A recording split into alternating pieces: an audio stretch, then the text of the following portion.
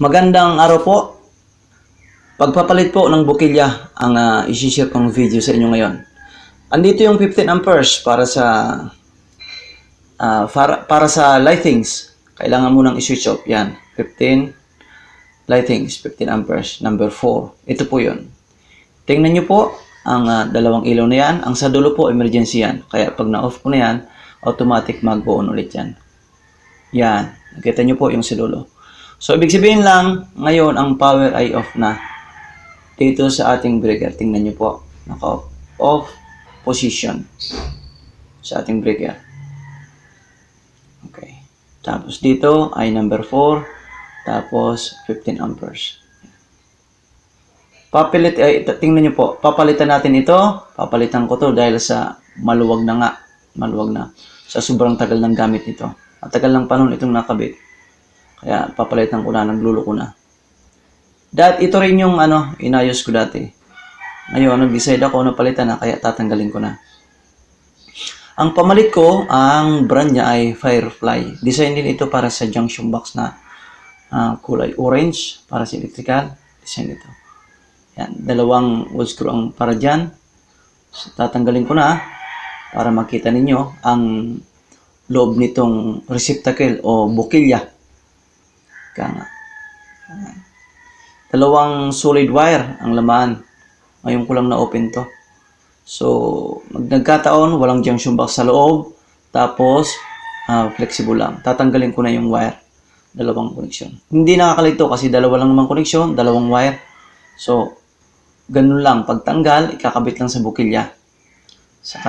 Kahit hindi electrician, pero mas mainam electrician ang nagkakabit pagka ganito. Basta lagi natin tatandaan, kailangan safe, kailangan walang power pag nagtrabaho tayo ng ganitong gawain. Andito, ang bago natin. Makita nyo po, dalawang terminal. Tapos dalawa para sa wood screw. Kailangan mo nating straight yung wire kasi isasalpak lang natin doon sa pagkakabitan. Tapos, pinutol na rin natin kasi sobrang haba. Solid po ito, solid wire. Kung nasa standard ito, inaasahan natin na ang breaker natin ay 15 amperes. So, ibig sabihin, inaasahan natin ang size ng wire ay number 14. Number 14. Yan. Tapos, ganito. Tapos, isasalpak na natin sa ating bagong bukilya. Yan. Hindi ka malilito sa koneksyon dahil AC naman ito, baliktaran, walang problema. Saka dalawa lang naman yung terminal niya na paglalagyan, kaya sabi ko nga hindi ka magkakaproblema. Ang lagi lang natin tatandaan dito na pag nagganito ang tinatrabaho natin ay walang power. Dapat walang power. Ang bukilya na to ay sa loob, tiningnan ko na, hindi naman maluwag. So, inaasahan natin kapag kinabit natin ang ilaw, ito ay gagana o hindi magkakaproblema ng tulad ng luma na talagang sobrang ng luwang. Kaya kapag pinindot natin ang switch, minsan matagal umilaw. Kapag umilaw naman ay nag-flicker. Ganito lang kasimple ito.